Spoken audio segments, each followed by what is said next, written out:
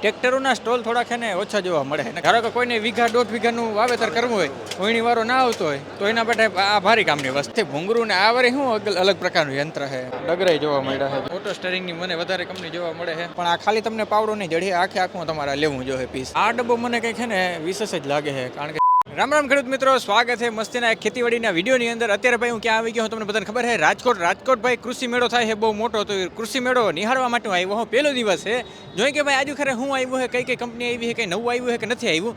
ઘર બેઠા તમને બધી જાણકારી મળી જવાની છે.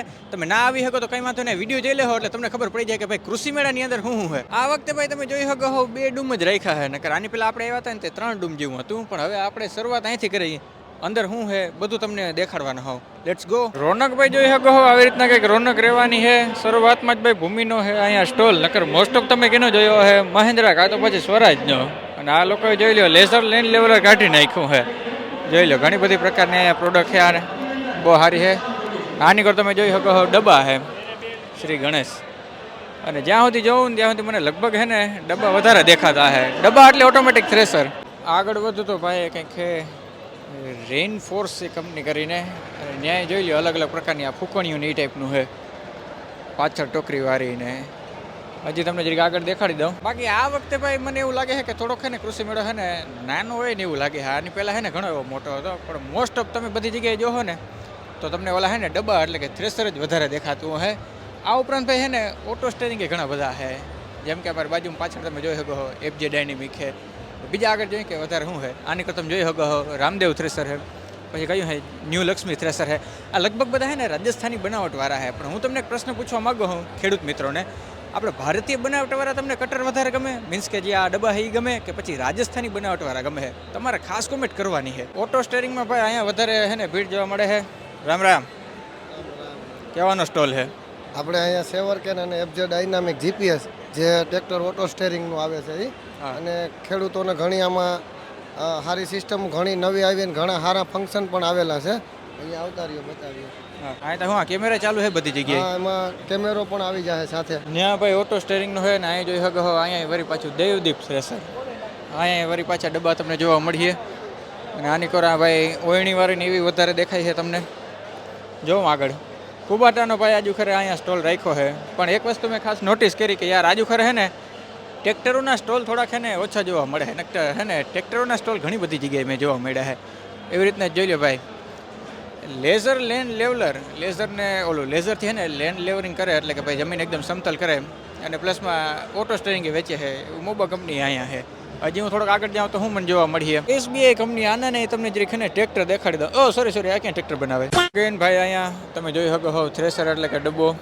અને એની બાજુમાં જ રાજકોટની જે આપણી કંપની કેપ્ટન નહીં ભાઈ અહીંયા છે. પણ મારું ફેવરેટ એવું ભાઈ છે ને લાલ ઓલું સફેદ કલરનું છે ને નથી આજુ ખરે, નકર ઈ હોત ને તો ભારી મજા આવી જાત. પણ કેપ્ટન વાળાનો તમે ખાસ જોઈ શકો હો લોડર એવું છે જે મિની ટ્રેક્ટરમાં ફિટ થાય છે. ખાતર બાતર ભરવું હોય ને તો એના માટે ભારી કામની વસ્તુ એના છે ને કંપની ફિટિંગમાં જ આવે છે. જોઈ લ્યો બ્લેક કલરમાં છે.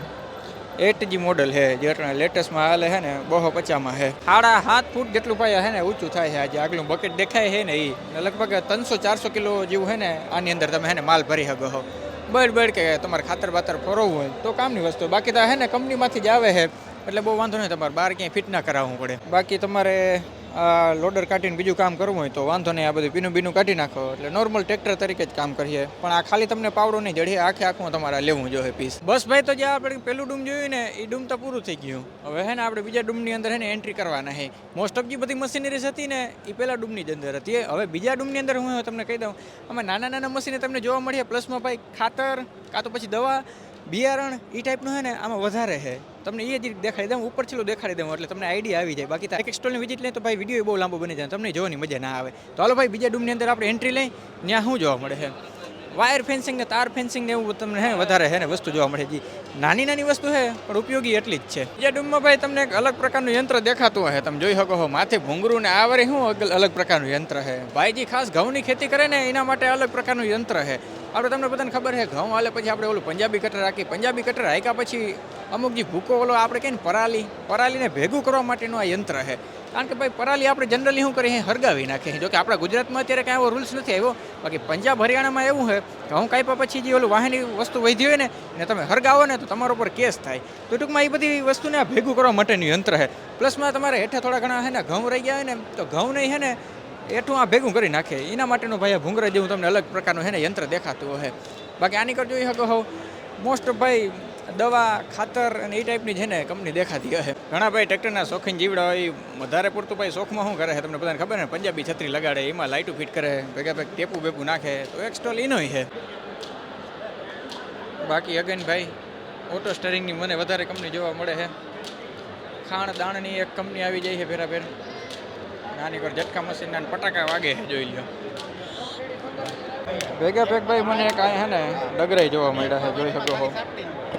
મસ્તીના ભાઈ ઝીંક કોટિંગ કરેલા પણ એકચ્યુઅલમાં હે મેટલના. નાના મોટા ટ્રેક્ટરના બેયના જડી જાય ભાઈ.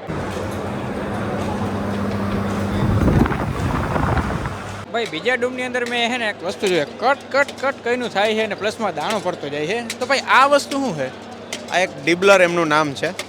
ખાસ કરીને એક્યુરેસી માટે આપણે બનાવ્યું છે. બે દાણા હોય એમની વચ્ચેનું એક્ઝેક્ટ ડિસ્ટન્સ મળશે અને એક સાથે એક દાણો જ ઉપાડશે.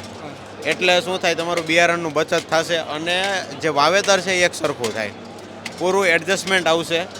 ઓછામાં ઓછું 5.5 ઇંચે ફિટિંગ આવશે. એમનાથી વધારે 5 ફૂટ સુધી આપણે એમને એડજસ્ટ કરી શકીએ. ટૂંકમાં કહું તો વાવવા માટેનું એક યંત્ર છે, પણ આ યંત્ર નાનું બહુ છે. તો ખાસ નાના ખેડૂત માટે કે એના માટે કામનું છે? ખેડૂત માટે કામનું છે અને હાથથી ધક્કો મારીને આપણે ચલાવવાનું છે. આ હેન્ડલથી અહીં ધક્કો મારીને તમારે હાલવાનું, કોઈ પણ પ્રકારની મશીનરીની જરૂર નથી. ધારો કે કોઈને વીઘા 1.5 વીઘાનું વાવેતર કરવું હોય, કોઈની વારો ના આવતો હોય, તો એના માટે આ ભારી કામની વસ્તુ છે. પ્લસમાં બી બગડે કે કઈ રીતે છે? ના બી નો બગડે, કેમ કે જો અહીંયા આપણે જોઈ શકીએ છીએ એક સાથે એક જ બીજ ઉપાડશે.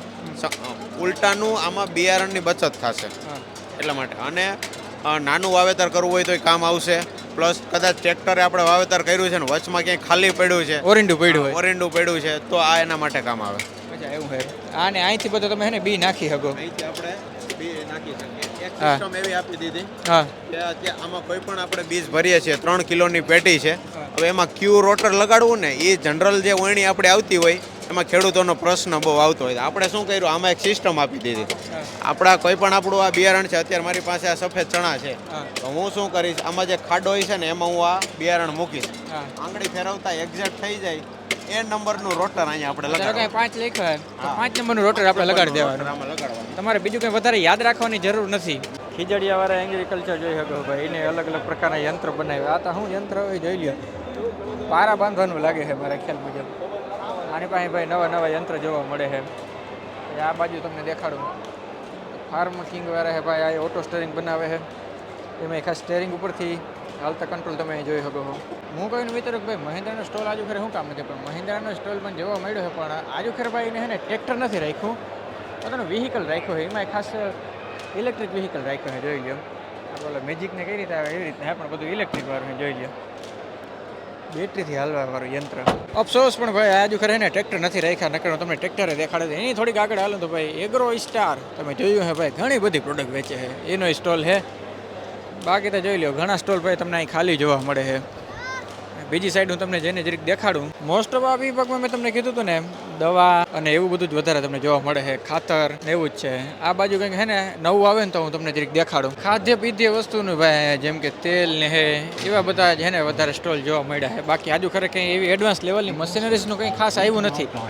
અહીંયા ભાઈ જોઈ લો ટાયર છે. ખાસ એવી કંઈ અલગ મશીનરીઝ આવે ને તો હું તમને દેખાડું કે કંઈક અલગ પ્રોડક્ટ આવે તો તમને જરીક જોવાની વધારે મજા આવે. ડબ્બા તો ભાઈ આપણે ઘણા પ્રકારના જોયા, પણ આ ડબ્બો મને કંઈક છે ને વિશેષ જ લાગે છે. કારણ કે જોઈ શકો ભાઈ કેટલો મોટો ડબ્બો છે. આ ભેગા અમે કમ્પ્રેસરે દીધું છે અને જોઈ લ્યો. અને આની ટોકરી પાછળની સાઈડ તમને જોવા મળે છે. પણ ખરેખર આ ડબ્બો છે ને એ માંડવી માટેનો ડબ્બો નથી. માંડવી સિવાયને જેટલા છે ને ભાઈ આપણું જીરું મગ એના માટેનો આ ડબ્બો છે. પણ આ મશીન બહુ મોટું લાગે છે. અલીહણ છે. અને મારા ખ્યાલ મુજબ આ છે ને પંજાબની બનાવટ છે. આ જો બરોબર લખ્યું, પંજાબ કા નંબર 1 થ્રેસર.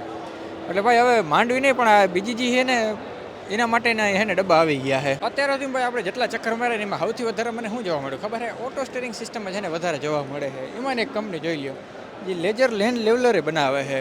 મારા ખ્યાલ મુજબ મારે છે ને એક લેજર લેન્ડ લેવલનો છે ને એક અલગ વિડીયો બનાવવો છે. તમારા ધ્યાનમાં કોઈ સારી કંપની હોય ને ખાસ સજેસ્ટ મને કરજો. એવું હું હતું કે ભાઈ ઝીણકા ઓલા રમકડા જેવા મશીન ક્યાં ગયા, પાવર ટેલર ને પાવર વીડર ને વધારે તમે જેને કહો ને એમાંનો જોઈ લ્યો એક આ ડીઝલ એન્જિનથી હાલતું એવું છે.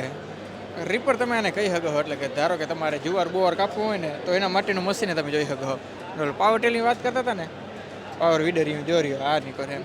આજુ ખરે આની સંખ્યા ઓછી નકર વારે ખેરે છે ને એક્સપોમાં આ તો તમને જોવા જ મળે. બસ ખેડૂત મિત્રો તો ભાઈ અહીંયા છે ને આપણું બધું છે ને મેં તમને દેખાડી લીધું. કંઈ ખાસ નવીન પ્રકારનું આજુ ખરે મને જોવા ના મળ્યું, અને આજુ ખરે થોડુંક મને છે ને નાનું લાગ્યું, કારણ કે આની પહેલાં ભાઈ બહુ મોટું હતું.